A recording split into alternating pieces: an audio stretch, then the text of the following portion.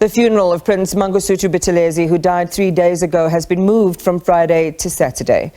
The announcement coming a few hours after President Cyril Ramaphosa had declared a special official funeral category 1 for Buthelezi. Let's talk more now with Indonsa Yesizwe think tank founder, Reverend Professor Musa. Good evening and welcome to you, Prof. Xulu. So many dimensions to this development, and we've covered a lot of them on the SABC platform, including how we remember and encapsulate his political history. But tonight we want to take our viewers into the protocol of what Prince Buthelezi's demise means as traditional prime minister for the royal household, the Ndunankulu Wesilo Kanye Yesizwe AmaZulu, and how he shaped it over the last 7 decades. How influential was he?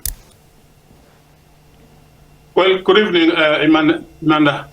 From his birth, because he was born in 1928 at the Royal Palace and grew up at the Royal Palace of KwaDlamahlahla.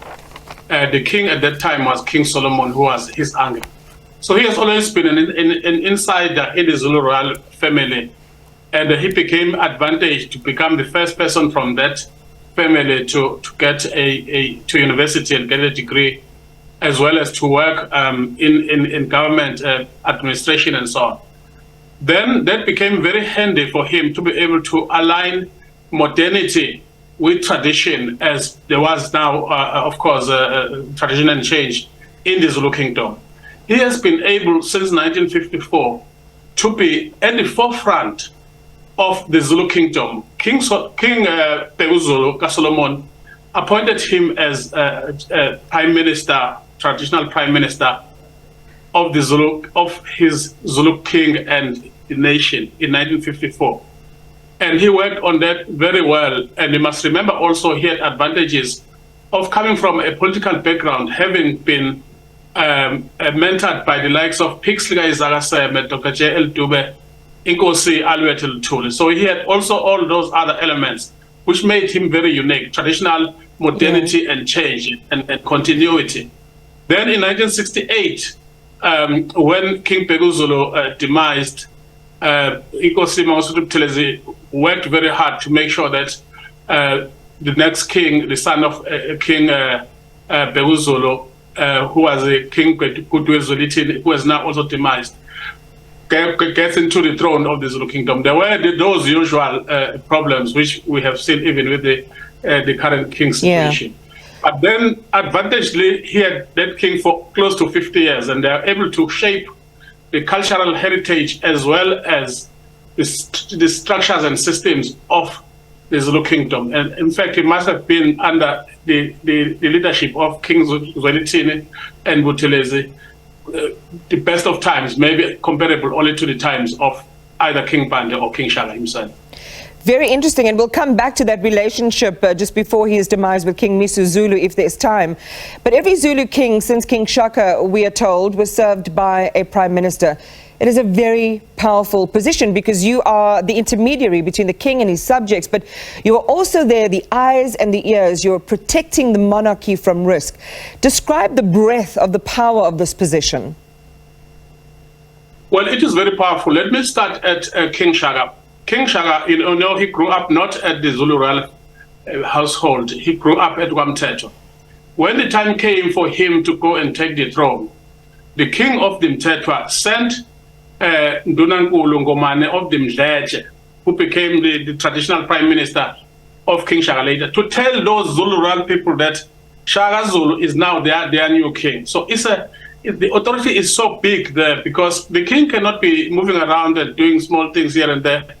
But the traditional prime minister is also a link between the king and the structures of the kingdom. We must remember that the Zulu kingdom is, in a way, a federal kingdom. It is supported by 300 Amakosi, who are in their own areas, almost completely independent of the central power.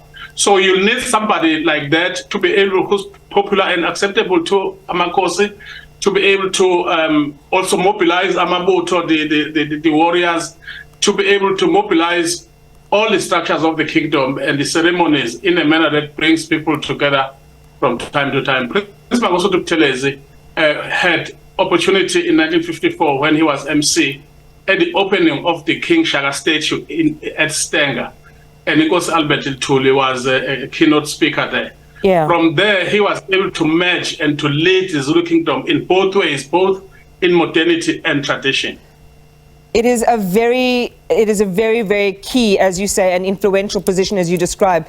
King Misuzulu said at the Reed Dance ceremony that Buthelezi was a pillar of strength to the Zulu nation, that he and the king were working together until the very end.